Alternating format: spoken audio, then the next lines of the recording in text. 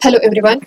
तो आज हम देखने वाले हैं पैसेज कॉम्प्रिहेंशन। ये पीवाईक्यू के क्वेश्चंस हैं जिसको मैंने टेलीग्राम चैनल पे भी 2 दिन पहले अपलोड किया था। किसी ने आंसर नहीं दिया, चलो कोई बात नहीं। बट अभी हमारे पास 1 मंथ बाकी है यूपीएससी प्रीलिम्स के लिए। एग्जैक्टली वन मंथ है। तो मैंने सोचा कि आप लोगों को एक बार रिमाइंड करके दे दूँ कि जितना जीएस हमारे लिए इम्पोर्टेंट होता है उतना ही सीसैट इम्पोर्टेंट है। तो सीसैट के लिए आपको इतनी मेहनत नहीं करनी पड़ती। अगर आप दिमाग लगाओगे तो आपका सीसैट क्लियर हो जाएगा। लेकिन उसके लिए भी एक टेक्निक होती है, थोड़ी प्रैक्टिस की ज़रूरत होती है, कुछ टॉपिक्स होते हैं जिसको आपको अच्छे से करके जाना चाहिए। तो चलो देखते हैं। अभी मैं आपको आपका ज़्यादा टाइम नहीं लूँगी, जस्ट कुछ जो चीज़ें हैं वो मैं बता दूँगी और हम पैसे सॉल्व कर देंगे। देखो, मैंने जैसे बोला था आपको, हमारे सीसैट में लगभग हमारे पास कितने होते हैं, 80 क्वेश्चंस होते हैं। तो 80 क्वेश्चन में से हमारा जो अटेम्प्ट होना चाहिए वो 50 या 55 तक हमारा अटेम्प्ट होना ज़रूरी है, तब जाके हम क्लियर कर सकते हैं सीसैट।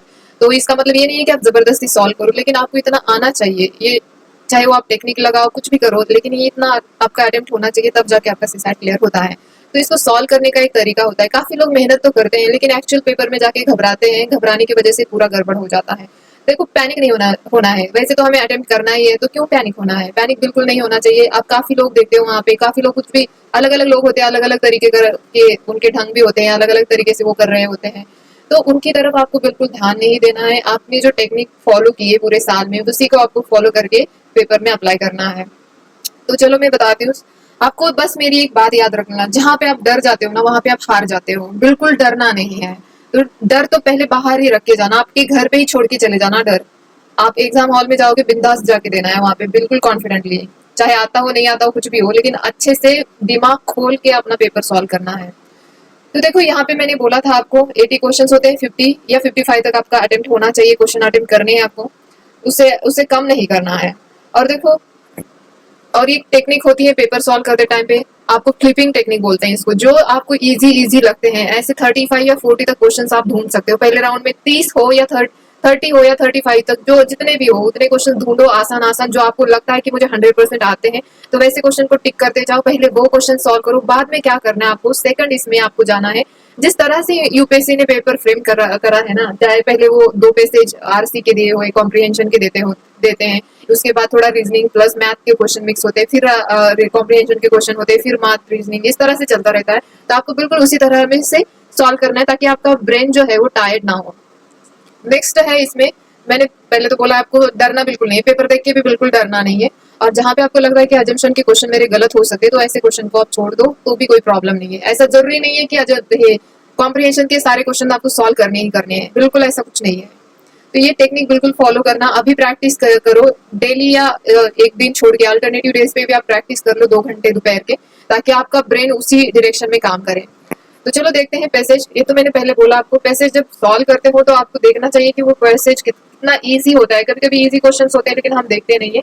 यहाँ पे मैं आपको शॉर्टकट नहीं बता रही हूँ, लेकिन आपके पास समय नहीं होगा तब क्या करना चाहिए। देखो, ये जो हमारा 61 वाला क्वेश्चन है, यहाँ पे ये अजम्पशन का क्वेश्चन है, बहुत ही ईजी है।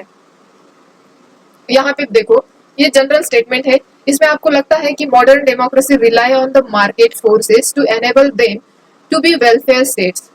तो वेलफेयर स्टेट करने के लिए डेमोक्रेसी जो है वो मार्केट के ऊपर रिलाय रह सकती है क्या? मार्केट फोर्सेस के ऊपर रिलाय रह सकती है क्या? डेमोक्रेसी कैसे रिलाय रह सकती है मार्केट फोर्स पे? एक जनरल सेंस में भी देखोगे तो ये स्टेटमेंट गलत हो जाती है। अगर ये स्टेटमेंट गलत है ना, तो आपके ऑप्शन यहाँ पे 1 और डी तो कट ही जाता है। और यहाँ पे एक चीज नोटिस करो, जो थर्ड ऑप्शन है ना, यहाँ पे भी थर्ड है, यहाँ पे भी थर्ड, मतलब थर्ड तो सही है, तो आपका तो आसान वैसे भी आसान हो जाता है। ये दोनों में थर्ड तो सही है, थर्ड को तो देखना ही नहीं है। यहाँ पे देखना है आप सेकंड को। Market ensure sufficient economic growth necessary for democracy to be effective.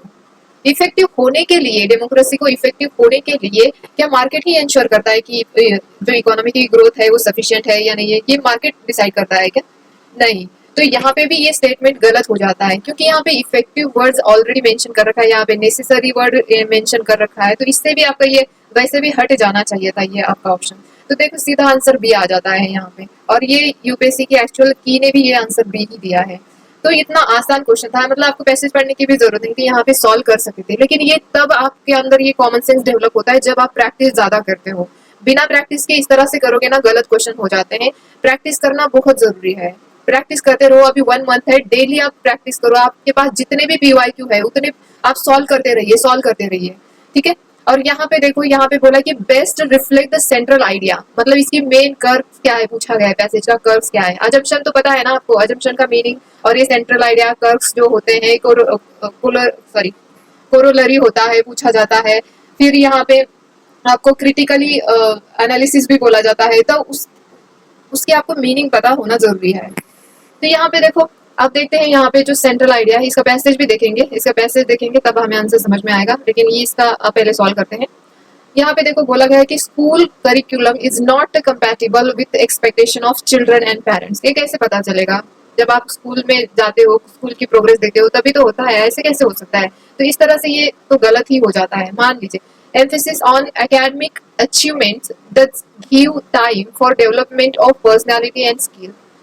Emphasise academic achievement के ऊपर अगर आप एम्फेसाइज करोगे, मतलब पूरा फोकस उसी के ऊपर दोगे, तो क्या इंसान की पर्सनालिटी एंड स्किल भी डेवलप हो जाती है क्या? एक कॉमन सेंस से देखो, नहीं होती है, क्योंकि हम दुनिया में रहते हैं। सिर्फ आप बुकिश कीड़ा बन के नहीं कर सकते हो सारी चीजें, आपको लोगों के बीच में रहते हो, दुनियादारी देखते हो, तभी एक आइडिया भी आ जाता है, तभी आपकी पर्सनैलिटी डेवलप होती है ना।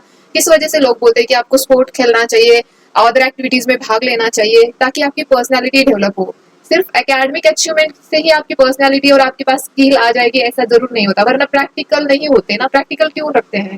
तो इस तरह से अगर देखा जाए तो कॉमन सेंस ये नहीं, गलत है ये। थर्ड, यहाँ पे सी ऑप्शन देखो, preparing the children to be better citizen should be the responsibility of the education system. क्या ऐसे होता है कि मतलब एजुकेशन सिस्टम की ही एक रेस्पॉन्सिबिलिटी है अगर आपको एक चिल्ड्रन को एक बेटर सिटीजन बनाना है? तो नहीं, एक चिल्ड्रन की ही, मतलब एक एजुकेशन सिस्टम की ही नहीं होती है। अगर एक चिल्ड्रन को अच्छा सिटीजन बनाने के लिए उसके घर का एनवायरनमेंट होता है, प्लस वो किस सोसाइटी में रहता है, उसके जो संगत में जो लोग रहते हैं उसके ऊपर डिपेंड होता है, सिर्फ एजुकेशन सिस्टम पे नहीं होता है। मैं जस्ट आपको यहाँ पे कॉमन सेंस बता रही हूँ, तो वैसे भी ये गलत हो जाता है। तो बचा क्या? डी आंसर रह गया हमारा। तो आंसर हमारा डी आता है कि to be a better citizen the present world order demands societal life coping skills in addition to academic content. बस एकेडमिक कंटेंट के साथ साथ अदर चीजें भी होनी चाहिए, like to be a better citizen. तो यहाँ पे मैं बस आपको एक जनरल सेंस बता रही थी कि आपके पास टाइम नहीं है तो आप किस तरह से आंसर निकाल सकते हो, ये बता रही हूँ मैं। जब आपके पास टाइम कम बचा हो, काफी लोगों को टाइम की दिक्कत आती है, तो इसीलिए मैंने ये चीज यहाँ पे बताई है। और आपको यहाँ पे मतलब जब यहाँ पे कर्व्स निकालने के लिए बोला हो या best reflect the central idea बोला गया हो, तो आपको ना बैलेंस वे में कौन सा आंसर है जो कि बैलेंस है पूरा, मतलब एक तरीके से आपको लगे कि हाँ यही एक सुटेबल आंसर है, तो ऐसे स्टेटमेंट को ढूंढ के निकालना है, जैसे कि अभी हमने यहाँ पे निकाला है। चलो तो आप पैसेज देखते हैं। वैसे भी जब आपके पास टाइम है तो पैसेज देख लेना चाहिए, क्योंकि इससे क्या होता है, आपकी 99% एक्यूरेसी आ जाती है। तो वैसे तो प्रैक्टिस से आपको टाइम मैनेजमेंट भी सीखना चाहिए, टाइम मैनेजमेंट बिल्कुल प्रैक्टिस के साथ ही करना जरूरी है। तो अभी अजम्पशन वाला जो है वो देखते हैं हम। अजम्पशन क्या होते हैं? अजम्पशन मतलब ये जो 3 अजम्पशन यहाँ पे स्टेटमेंट के रूप में दिए, ये प्रूव हो रहे कि नहीं हो रहे पैसेज में, ये देखना होता है। मतलब पैसेज इनके इर्द गिर्द लिखा होगा तो वो अजम्पशन सही है, इस तरह से होता है पैसेज का मीनिंग। ठीक है, तो देखो यहाँ पे मैं पूरा पैसेज आपको हिंदी में ट्रांसलेट तो नहीं करूंगी, लेकिन हालांकि यहाँ पे पढ़ते हैं हम। Can a democracy avoid being a welfare state for long? क्या एक डेमोक्रेसी लॉन्ग टाइम के लिए वेलफेयर स्टेट बनने के लिए अवॉइड कर सकते हैं? नहीं। Why can not mass welfare be left entirely to the markets? तो यहाँ पे क्वेश्चन है कि जो डेमोक्रेसी मतलब मास वेलफेयर है उसको पूरी तरह से मार्केट के ऊपर हम छोड़ सकते हैं क्या, कि मतलब उसका वेलफेयर होने के लिए मास या डेमोक्रेसी बोलो। So there is a built in tension between markets and democracy. तो यहाँ पे एक बिल्ट टेंशन है बिटवीन डेमोक्रेसी एंड मार्केट के बीच में। Market do not work on a one person one vote principle as democracy do. तो यहाँ पे क्यों इनके बीच में टेंशन है? क्योंकि मार्केट जैसे डेमोक्रेसी वर्क करती है वैसे मार्केट वर्क नहीं करता। डेमोक्रेसी किसके ऊपर मतलब कैसे वर्क करती है कि 1 पर्सन 1 वोट अगर मिल जाए तो हम पर्सन को इलेक्ट कर देते हैं, तो वो रिप्रेजेंटेटिव बन जाता है पीपल का। तो उसी तरह से डेमोक्रेसी वर्क करती है। लेकिन मार्केट वैसे करता है क्या? नहीं करता है, ये बोल रहे हैं यहाँ पे। What one gets out of the marketplace depends on one's endowments, skill, purchasing power, and the force of demand and supply. तो अगर मार्केट अगर चलाना है या तो मार्केट कैसे चलता है कि लोगों के पास क्या स्किल है, स्किल लगती है अगर आपको मार्केट चलाना है तो स्किल, आपकी परचेसिंग पावर देखी जाती है, डिमांड एंड सप्लाई पूरा देखा जाता है, तो उसी के अकॉर्डिंग मार्केट चलता है। ठीक है, तो ये कुछ डिफरेंसेस बता रहे हैं मार्केट और डेमोक्रेसी के। Markets reward individual initiatives and skills and may also lift many from the bottom rungs of society, but some people never get the opportunity to develop skill that markets demands.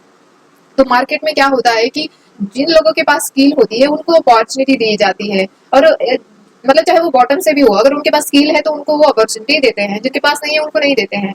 So they are simply too poor and too handicapped, और skill formation takes too long. अगर एक skill develop करनी है तो आपके लिए आपको अच्छा खासा टाइम देना पड़ता है।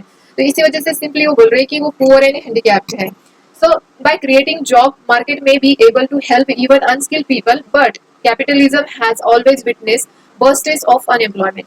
देखो बिना स्किल के तो जॉब नहीं मिलती है, तो बिना स्किल की जॉब नहीं मिलती है, तो हमेशा आपने यही देखा है कि आज भी हमारे इंडिया में कितने अनएम्प्लॉयड पीपल है। काफी क्वालिफिकेशन तो उनके पास है लेकिन स्किल नहीं है, तो इसी वजह से वो अनएम्प्लॉयड है। तो पूरा यहाँ पे डिफरेंस बता रहे हैं। तो हम अब फिर से अजम्पशन के पास जाते हैं। जो अजम्पशंस है यहाँ पे, अजम्पशन देखो, modern democracy rely on the market forces to enable them to be welfare state. ऐसे बोला है क्या? बल्कि ये बोला गया है कि मार्केट फोर्स जो है वो उन्हीं लोगों को वहां पे अपॉर्चुनिटी देता है जिसके पास स्किल है। जिसके पास स्किल नहीं है वो अनएम्प्लॉयड रह जाते हैं। ऐसे बोला ना, तो कैसे वो एनेबल होगा, कैसे वो एनेबल करेगा कि वेलफेयर स्टेट बन जाएगा? नहीं। तो यहाँ पे वैसे भी ये गलत स्टेटमेंट है। ठीक है। सेकंड यहाँ पे अजम्पशन है, market ensure sufficient economic growth necessary for democracy to be effective. नहीं, मार्केट ऐसे इंश्योर नहीं कर सकता है। मार्केट के लिए, मार्केट चलाना है तो स्किल की जरूरत होती है, फिर सप्लाई, डिमांड एंड सप्लाई की जरूरत होती है, ये बोला गया है। तो वो कैसे necessary for democracy to be effective कैसे रहेगा? कैसे sufficient economic growth necessary for democracy to be effective कैसे रहेगा? कैसे इंश्योर करेगा? नहीं कर सकता। तो ये गलत स्टेटमेंट है यहाँ पे। ठीक है। तो government program are needed to those left behind in economic growth. तो ये देखो, वैसे भी यहाँ पे मेंशन नहीं किया है, लेकिन पैसेज में अगर देखोगे तो डेमोक्रेसी का मतलब ही यही होता है कि जो इलेक्टेड पीपल होते हैं वो लोगों के लिए काम करेंगे, तभी तो हम उनको इलेक्ट करके देते हैं ना। तो अगर पैसे, अजम्पशन का मतलब ही इनडायरेक्ट होता है। तो यहाँ पे वैसे भी 3 तो सभी ऑप्शन में है, तो इससे हमारा आंसर डी आ जाता है। ठीक है। तो अब देखते हैं ये जो हमने आंसर निकाला था 62 का, सेंट्रल आइडिया। तो हमें यहाँ पे पढ़ना पड़ेगा। पहले पैसेज को हम ना डिवाइड करते हैं फिर पढ़ते हैं, ताकि इससे ना आसान हो जाता है। In our school we teach our children all that is there to know about physics, math, history and what have you. So यहाँ पे बोल रहे हैं कि हम अपने चिल्ड्रंस को, मतलब स्कूल में जब बच्चों को पढ़ाते हैं टीचर, तो फिजिक्स पढ़ाते हैं, मैथ पढ़ाते हैं, हिस्ट्री पढ़ाते हैं, और उनके पास जितना भी नॉलेज है वो शेयर करते हैं। But do we teach them about the bitter caste divide that plugs the country, about the specter of famine and that stalks large part of our land, about gender sensitivity, about the possibility of atheism as a choice, etc. तो ये बोल रहे हैं कि हम तो इतना सब कुछ पढ़ाते हैं, फिजिक्स पढ़ाते हैं, मैथ पढ़ाते हैं, हिस्ट्री पढ़ाते हैं, जितना नॉलेज है वो शेयर करते हैं। क्या हम ये पढ़ाते हैं कि कैसे हमारी, मतलब हमारी जो कंट्री है उसमें कास्ट का डिवाइड, मतलब कास्ट से डिवाइड लोग हैं, मतलब बहुत सारी कास्ट है, मतलब कास्ट में डिवाइड हो चुके हैं काफी लोग। या जो फैमाइन मतलब आता है उसके बारे में कभी बात की है हमने, हमारे इसमें जेंडर सेंसिटिविटी की बात की है। कभी हम जेंडर सेंसिटिविटी की बात पढ़ाते हैं क्या? या पॉसिबिलिटी जो अथेइज्म जो है उसके बारे में कभी पढ़ाते हैं क्या? नहीं पढ़ाते हैं। तो ये मतलब नहीं पढ़ाते, नहीं, ये बोल रहे हैं कि क्या पढ़ाते हैं इसके बारे में हम टीच करते हैं उन लोगों को। नहीं, तो नहीं, क्या तुम नहीं पढ़ा? ऐसे ही क्वेश्चन है यहाँ पे। So equally important, do we teach them to ask questions? Do we teach them only to passively receive our wisdoms? क्या हम ये पढ़ाते हैं उनको कि आपको इन चीजों से लेके क्वेश्चंस आपके मन में उठते हैं, उठने भी चाहिए? क्या ये हम देखते हैं? क्या हम ये पढ़ाते हैं कि उनको क्वेश्चन भी पूछना चाहिए आपको? आप जो विजडम लेते हैं, जो ज्ञान लेते हैं, उससे जो आपको क्वेश्चन उठते हैं, क्या उसके रिलेटेड आप क्वेश्चन पूछते हो? ये सब यहाँ पे क्वेश्चन हैं। From the cocoon world of school, suddenly the adolescent finds himself or herself in the unfettered world of university. Here she is swept up in a turmoil of ideas, influence, and ideologies. For someone who has been discouraged from asking questions and forming an opinion, this transition can be painful. Painful. तो ये बोल रहे हैं कि जब बच्चे school में आते हैं, मतलब छोटा सा समरी में बताती हूँ, जब बच्चे स्कूल में आते हैं तो हम उनको अब जो बेसिक एकेडमिक चीजें होती है वो तो पढ़ाते हैं, बाकी की अदर जो हमारे सोसाइटी से रिलेटेड प्रॉब्लम्स है उनके बारे में कभी हम उनको पढ़ाते हैं? नहीं पढ़ाते हैं। मतलब पढ़ाते हैं क्या?